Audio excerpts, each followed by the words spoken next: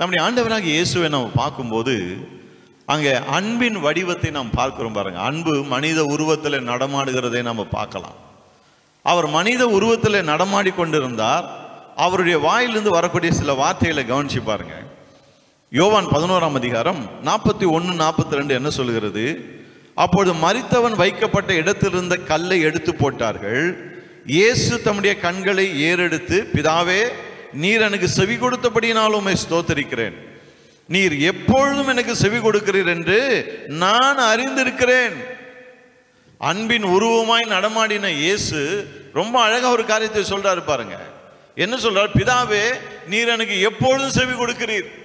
நீர் எனக்கு செவி கொடுத்தபடினால் உமக்கு ஸ்தோத்திரம். கல்லைக்கு முன்னாடி நின்று இயேசு புலம்பி அழுதுட்டல, ஐயோ ஆண்டவரே, பிதாவே, லாசரு இறந்து போயிட்டான், இப்ப நான் அவனை எழுப்ப வந்துக்கிறேன். இந்த ஜனங்கள்லாம் சுத்தி வந்து இருக்கிறாங்க, என்ன கை விட்டுறாதீங்க, அவனை கண்டிப்பா உயிரோடு எழுப்பிடுங்க. இப்படியெல்லாம் இயேசு புலம்புல பாருங்க.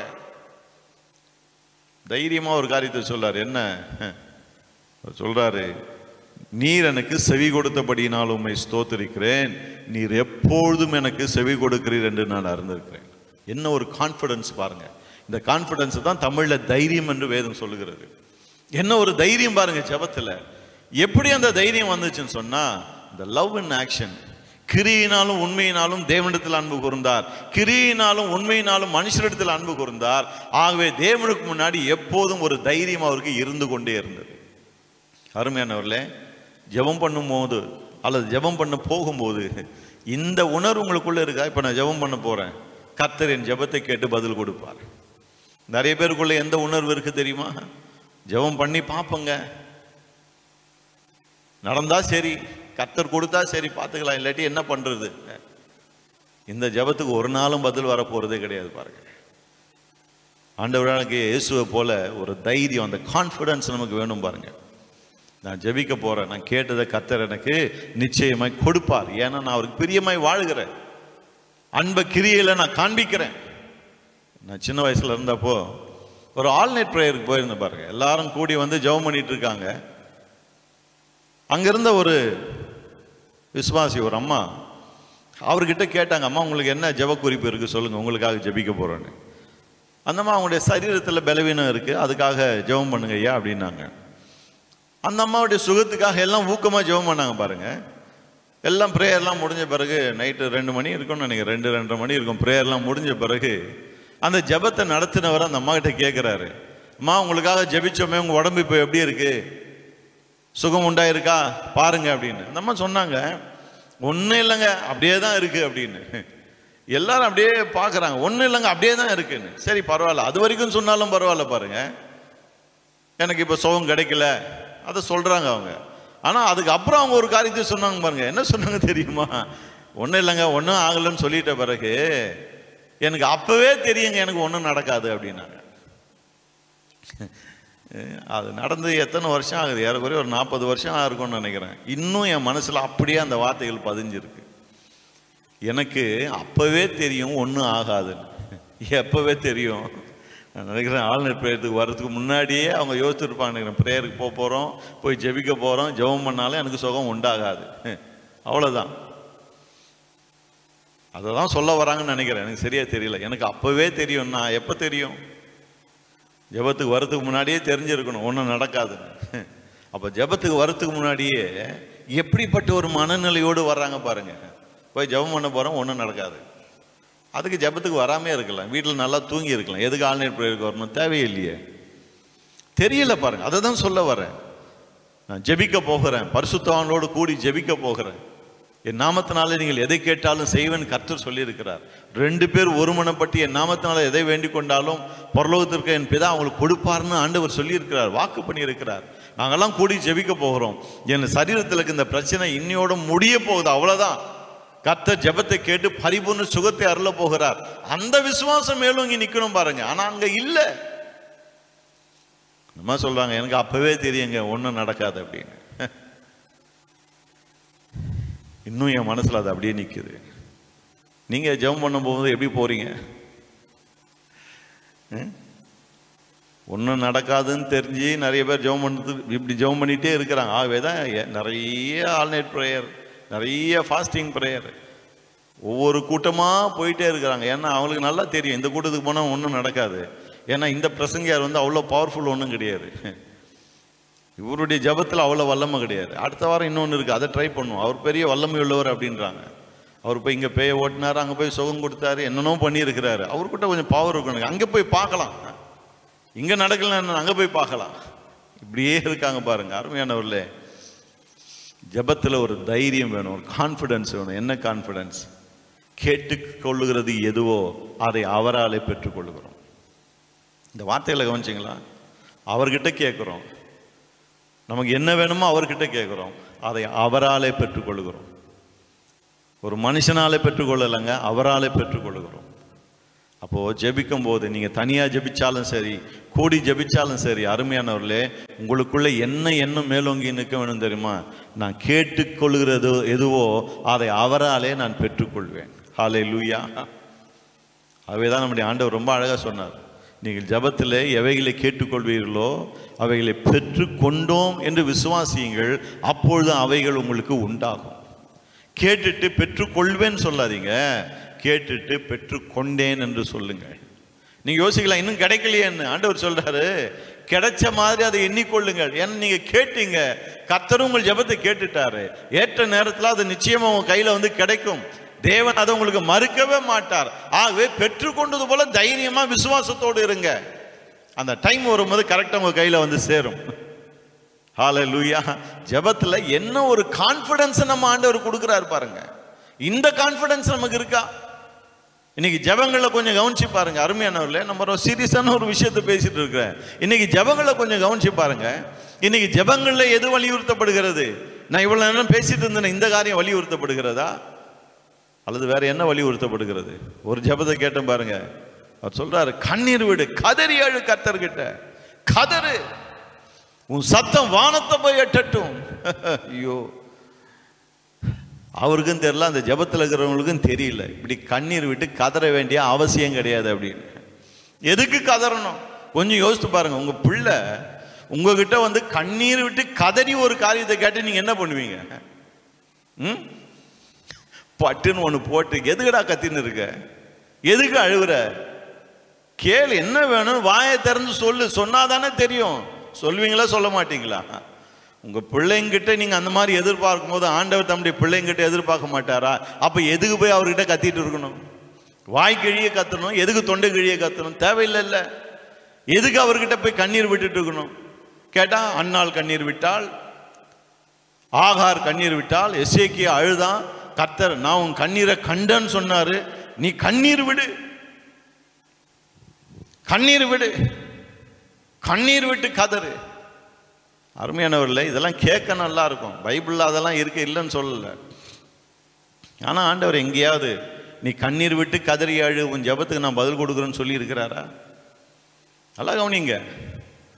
அவருக்கு பிரியமானவளை செய்யும் போது கேட்டுக்கொள்ளுகிறது எதுவோ அதை பெற்றுக்கொள்வோம், அவராலே பெற்றுக்கொள்வோம் என்று அறிந்திருக்கிறோம். கண்ணீர் விட்டு கதறி அழுதால் அவர் கொடுத்துருவாருன்னு எங்கேயுமே சொல்லலை. நல்லா கவனிங்க அருமையானவர்ல. நீங்கள் யோசிக்கலாம்னா இவர் ஏதோ குறை சொல்கிற மாதிரி பேசுகிறாருன்னு. பரவாயில்ல, குறை சொல்கிற மாதிரி இருந்தாலும் பரவாயில்ல, நான் யாரையும் குறை சொல்லலை, சத்தியத்தை உங்கள் முன்னாடி பேசிகிட்டு இருக்கேன். எவ்வளோ நாள் கண்ணீர் விட்டுட்டு இருக்க போகிறீங்க? ஆகார் கண்ணீர் விட்டா இப்போ என்ன, அதுக்கு நாமளும் அதே மாதிரி கண்ணீர் வடிக்கணுமா? ஆகார் விட்ட கண்ணீர்னால பதில் கூட கிடைச்சது. இந்த பிள்ளைக்காக ஆபிரகாம் முன்னாடியே ஜெபம் பண்ணிட்டார், இஸ்மவேல் உமக்கு முன்பாய் பிழைப்பானாக அப்படின்னு. அந்த ஜெபத்துக்கு தான் பதில் அங்கே வந்தது தவிர ஆகாருடைய கண்ணீருக்கு பதில் வரலாங்க. எசேக்கியாவும் அழுதான், அழுகைக்கு பதில் வருதுன்னு சொன்னா அப்ப நம்ம எல்லாரும் அழுதுட்டே இருக்கலாம். ஏன்னா அழுகையை பார்த்து பதில் கொடுத்துட்றாருல. நீங்க எவ்வளவு அழுது இருக்கீங்க? உண்மையை சொல்லுங்க, எவ்வளவு அழுது இருக்கீங்க? பதில் வந்துடுச்சா? ஒருத்தர் சொல்றாரு பாருங்க, அவர்கிட்ட கேட்டு இருக்காங்க. அப்ப ஏசா அழுதானுங்க, கண்ணீர் விட்டு கதறினா. ஏங்க அவனுக்குள்ள எதிர்பார்த்த மாற்றம் வரல, ஆசீர்வாதம் வரல என்ன? அதுக்கு அவர் பதில் சொல்றாரு, ஏசா வந்து அழ வேண்டிய நேரத்தில் அழலியாம். ஐயோ கடவுளே, அதுன்னா அழ வேண்டிய நேரம்? கண்ணீர் விட்டு கதறி அழு, பதில் வந்துடும்ன்றாங்க. அப்புறம் ஏசாவை கேட்டா அவன் அழ வேண்டிய நேரத்தில் அழல. அப்ப எப்பதான் நம்ம தெரிஞ்சுக்கிறது எது அழ வேண்டிய நேரம் அப்படின்னு?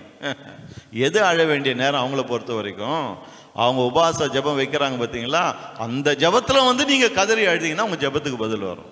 அதுதான் அழ வேண்டிய நேரம். மற்ற நேரத்தில் அழுதீங்கன்னா கர்த்தர் உங்கள் ஜபத்துக்கு பதில் கொடுக்க மாட்டார். இதுதாங்க இன்னைக்கு கிறிஸ்தவ உலகத்தில் இருக்கிற போதனை. அருமையானவர்களே, வேதம் என்ன அழகா நமக்கு போதிக்கிறது கவனிங்க. ஆவியானவர் அற்புதமாய் சத்தியங்களை எழுதி வச்சிருக்கிறார். இயேசுவின் நாமத்தில் கேளுங்க, விசுவாசத்தோடு கூட கேளுங்க, தேவனுடைய சித்தத்தின்படி கேளுங்க. தப்பான உள்நோக்கத்தோடு கேட்காதீங்க, நல்ல உள்நோக்கத்தோடு கேளுங்க. எல்லாத்துக்கும் மேல தேவனிடத்தில் அன்பு கூறுங்க, கிரியினாலும் உண்மையினாலும் அன்பு கூறுங்க. அப்பதான் ஜபத்துல உங்களுக்கு ஒரு தைரியம் உண்டா இருக்கும். கேட்டுக்கொள்வது எதுவோ அதை அவரால் பெற்றுக்கொள்ளும் என்ற நிச்சயம் இருக்கும். என்ன அழகா சொல்லி கொடுக்குறாருங்க. இதையெல்லாம் விட்டுட்டு கதறு கதறு கதறு, அழுக விடு, அழுக அழுக அழுக அழுக, கண்ணீர் கண்ணீர் கண்ணீர். சிலருக்கு உபவாசம் உபவாசம் உபவாசம், இதுக்கு மேலே ஒன்றும் தெரியாது. ஏதாவது பிரச்சனைன்னு வந்தால் உடனே உபவாசம் இரு, ஏதாவது பிரச்சனை வந்தால் கண்ணீர் விட்டு கழுதுக்காது. இதுக்கு மேலே சொல்ல தெரியாது பாருங்க. இதுதான் ஆண்டவரை குறித்து அவர் அறிந்து வைத்திருக்கிற காரியம். கர்த்தரை குறித்து அவங்க அறிந்து வைத்திருக்கிற காரியம் இவ்வளவுதான். அவர் ஏதோ ரொம்ப மோசமானவர், கெட்டவர், அவர்கிட்ட போய் கதறி அழுதுகிட்டே இருக்கணும். அதான் சொல்றேன், உங்க பிள்ளைங்க நாளைக்கு உங்ககிட்ட வந்து கதறி அழுதுகிட்டே இருந்தா உங்களுக்கு எவ்வளவு கோபமும் எரிச்சல் வரும். கொஞ்சம் யோசித்து பாருங்க. என் பிள்ளை 10 நாள் நான் உபவாசம் இருந்து எங்க அப்பா கிட்ட போய் இதை கேட்க போறேன், அப்பதான் அந்த மனுஷன் கொடுப்பாரு அப்படின்னா உங்களுக்கு எவ்வளவு டென்ஷன் ஆகும்? ஆகுமா ஆகாதா? அப்போ உங்க ஆண்டவர் டென்ஷன் ஆகாம இருக்கிறாரு, சந்தோஷப்படுங்க. ஏன்னா எதுக்கு எடுத்தாலும் சில பேர் உபவாசம் இருந்து நான் சாதிச்சிருவேன், கண்ணீர் விட்டு சாதிச்சிருவேன், அழுது சாதிச்சிருவேன். இதனால்தான் இது வரைக்கும் ஒன்றும் சாதிக்காமே இருக்கிறோம். நாம சாதிக்கிறது இருக்கட்டும், இயேசு நமக்காக என்னெல்லாம் சாதிச்சு முடிச்சார் அதை தயவு செய்து கொஞ்சம் கவனிங்க. அதுக்கு தான் பைபிளை வாசிக்கணும். நம்ம கிறிஸ்தவங்கிட்ட ஒரு கெட்ட பழக்கம் என்னன்னா, பைபிளை வாசிக்கிறது கிடையாது. இப்போ பார்த்தாலும் உபவாசம், ஜபம், பிரசங்கத்தை கேட்கறது, இது எல்லாம் பண்ணுங்க, வேணான்னு சொல்லலை. ஆனால் முதல் பைபிளை வாசிங்க, வேதத்தில் அதிக நேரத்தை செலவிடுங்க, அப்புறம் எதனா பண்ணிக்கோங்க. ஏன்னா வசனத்தை வாசிக்கும் போது தான் சத்தியம் இன்னது என்பதை நீங்கள் அறிந்து கொள்ள முடியும். ஆண்டவர் சொன்னார், சத்தியத்தை அறிவீர்கள், சத்தியம் உங்களை விடுதலையாக்கும். வசனம் தாங்க நம்ம விடுதலையாக்கும், வேற எதுவும் விடுதலையாக்காது. மற்றதுக்குள்ள போனீங்கன்னா அது உங்களை கட்டுகளுக்குள்ளாக கொண்டு போயிடும். பாருங்க, ஆண்டவர் சொல்றாரு, பிதாவே நீர் எனக்கு எப்பொழுதும் செவி கொடுக்கிறீர், உமக்கு நன்றி அப்படின்னு. உங்களால சொல்ல முடியுதா அப்படி? பரம தகப்பனே நீங்க எப்போதும் என் ஜெபத்தை கேட்குறீங்களோ உமக்கு ஸ்தோத்திரம்னு சொல்ல முடியுதா உங்களால? அப்படி சொல்ல முடியணும். அப்ப அந்த அளவுக்கு ஆவிக்குரிய வாழ்க்கையில நாம வளரணும். பாருங்க அருமையானவர்களே, ஜெப வாழ்க்கை தப்பா இருக்கிறனால தான் நிறைய பேருடைய ஜெப வாழ்க்கை கொஞ்ச நாள் கழிச்சு அப்படியே மங்களா எரிகிற விளக்கு மாதிரி ஆயிடுது. பாருங்க, ஜெபத்தில் இன்ட்ரெஸ்ட் கிடையாது. ஏன்னா எவ்வளவு நாள் அழுகிறது, எவ்வளவு நேரம் கண்ணீர் விட்டுட்டே இருக்கிறது, எத்தனை நாள் உபவாசம் இருந்துட்டே இருக்கிறது, ஜெபத்தில் இன்ட்ரெஸ்டே போயிடுது. பாருங்க, எவ்வளோ கேட்டால் ஆண்டவர் கொடுக்க மாட்டேங்கிறாரு. அவரை கல் நெஞ்சன்னு சொல்ல மாட்டாங்க, ஆனால் உள்ளத்தில் கண்டிப்பாக தோணும், என்ன ஆண்டவர் ஈவு இறக்கம் இல்லாமல் இருக்கிறாரு, இவ்வளோ கதறேன்னு. நான் இந்த காரியத்துக்காக எத்தனை வருஷம் நான் ஜெபிக்கிறேன். அதனால தான் நிறைய கிறிஸ்தவங்க ஜெப வாழ்க்கையில் ஒரு இன்ட்ரெஸ்டே இல்லாமல் இருக்காங்க. பாருங்க, ஜெபத்துக்கும் அவங்களுக்கும் வெகு தூரம் இருக்கு. அவன் ப்ரேயருக்கு வர்றது கிடையாது. சொல்லிகிட்டே இருப்பாங்க சபையில், ஃபாஸ்டிங் ப்ரேயர் வாங்க, வெள்ளிக்கிழமை ஃபாஸ்டிங்கு, செவ்வாய்க்கிழமை ஃபாஸ்டிங் வாங்கன்னு வரவே மாட்டாங்க. ஏன்? வந்தும் ஒரு பிரயோஜனம் கிடையாது. ஜெபத்தில் ஒரு இன்ட்ரெஸ்ட் கிடையாது. பர்சனல் லைஃப்லையும் ஜெபத்தில் ஒரு இன்ட்ரெஸ்ட் கிடையாது. ஏன்? ஜெபம் பண்ணுறேன் ஒன்றுமே நடக்க மாட்டேங்குது. சத்தியங்களை அறிந்து கொள்ளும் போது அருமையானவர்களே, ஜெபம் பண்ணுங்கன்னு யாரும் சொல்ல தேவையில்லை. தேவனோடு கூட நீங்களே நேரத்தை செலவிட ஆரம்பிப்பீர்கள். நீங்களே ஆண்டவரோடு கூட டைம் ஸ்பெண்ட் பண்ண ஆரம்பிப்பீங்க. ஒரு காரியம் கேட்டீங்க, அது உடனே கையில் கிடைக்கலனா கூட உங்களுடைய ஜெப வாழ்க்கை ரொம்ப அற்புதமாக இருக்கும். ஏன்னா உங்களுக்கு நல்லா தெரியும், ஏற்ற நேரத்தில் நான் கேட்ட காரியத்தை கர்த்தர் என் வாழ்க்கையிலே செய்வார். அவ்வளோதான், நான் கேட்டேன், கர்த்தர் பதிலை கொடுத்துட்டார், பெற்றுக்கொண்டேன் என்று விசுவாசிக்கிறேன், அடுத்த காரியத்தை நோக்கி நகர்ந்து கொண்டே போகிறேன். இதுதாங்க கிறிஸ்தவ வாழ்க்கை. ஒவ்வொரு நாளும் புலம்பிட்டு இருக்கிறதே கிடையாது. ஆண்டவரே நான் கேட்டோம் கொடுக்கலையே, எவ்வளோ அழுகுறேன், கண்ணீர் விட்டுறேன், எவ்வளோ உபவாசம் இருக்கிறேன் ஆண்டவரே. அருமையானவர்களே, இதெல்லாம் செஞ்சீங்கன்னா கொடுத்துருன்னு கர்த்தர் எங்கேயும் சொல்லவே இல்லை பாருங்க. நீங்க ஜெபிக்கிற ஒவ்வொரு ஜெபத்துக்கும் பதில் வேணுமா? கர்த்தர் நிச்சயம் பதில் கொடுக்கிறார். கேட்டுக் கொள்ளுகிறது எதுவோ அதை அவராலே பெற்றுக்கொள்ளுகிறோம். நீங்க என்ன கேட்டாலும் அவர் உங்களுக்கு தருகிறார். ஆனால் அதுக்கு சில வழிமுறைகளை வச்சிருக்கிறார் பாருங்க.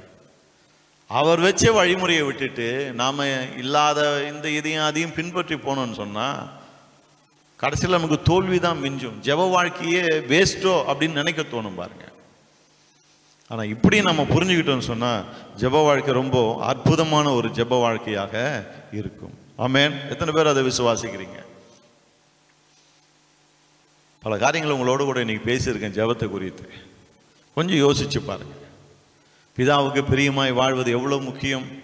2 காரியம் சொன்னேன். 1, அவர் எப்போதும் என்னோடு கூட இருக்கிறார் என்ற உணர்வு மேலோங்கி நிற்குது. எதற்கும் பயப்படாமல் இருக்கிறோம். ஆகவே தான் சொன்னேன், தாவீது சொல்கிறான், நான் படுத்து நித்திரை செய்தேன், விழித்து கொண்டேன், கர்த்தர் என்னை தாங்குகிறாருன்னு. ஹல்லேலூயா. அந்த மாதிரி ஒரு எண்ணம், தைரியம் நமக்குள்ளே உண்டா இருக்கு. 2வது, ஆண்டவராக இயேசு சொல்வது போலவே, நீர் எப்பொழுது எனக்கு செவி கொடுக்கிறபடினாலும் உமக்கு ஸ்தோத்திரம் என்று சொல்லக்கூடிய அப்படிப்பட்ட ஒரு நிலைக்கு நாம் வந்துடுவோம். ஆமென். அதை விசுவாசியுங்கள். இந்த வார்த்தைகளை திரும்ப கேளுங்க. பரிசுத்த ஆவியானவர் உங்களுக்கு ஊழியம் செய்யட்டும். ஜெப வாழ்க்கை தோல்வியில் இருக்க வேண்டிய அவசியம் கிடையாது. ஜெபிக்க முடியாமல் தடுமாறுறீங்களா? இதை முயற்சி பண்ணி பாருங்க. மற்ற காரியங்கள் எதுவுமே உங்களுக்கு சரிப்பட்டு வரலையா? நான் சொன்ன வார்த்தைகளை திரும்ப எடுத்து பாருங்க. ஏற்கனவே ஜெபத்து குறித்து நிறைய பேசியிருக்கேன், யூடியூப்ல இருக்கு, அதை எடுத்து பாருங்க. அருமையானவர்களே, என் வார்த்தையை கேளுங்க நான் சொல்லலை, வசனத்தை போதிக்கிறேன். அந்த வசனத்தை எடுத்து கேளுங்க, அந்த சத்திய வார்த்தைகளை கேளுங்க, நிச்சயம் விடுதலை உண்டாகும். இந்த ஜெப வாழ்க்கை அற்புதமான ஜெப வாழ்க்கையை மாறும். நீங்க கேட்கிற ஒவ்வொரு ஜெபத்துக்கும் பதிலை பெற்றுக் கொள்வீர்கள். அந்த நிச்சயம் உங்களுக்குள்ள உண்டாயிடும் பாருங்க. அதுதான் நமக்கு ரொம்ப முக்கியம். அந்த நிச்சயம் உண்டாகும் போது தான் இந்த பிரேயர் லைஃபே ரொம்ப எக்ஸைட்டடா இருக்கும் பாருங்க. ஒவ்வொரு முறையும் அவர்கிட்ட போய் கேட்கும் போது எக்ஸைட்மெண்ட் ரொம்ப அதிகமா இருக்கும். ஏன்னா கண்டிப்பா பெற்றுக்கொள்வேன் என்ற நிச்சயத்தோடு கூட நம்ம போய் கேட்கிறோம் பாருங்க.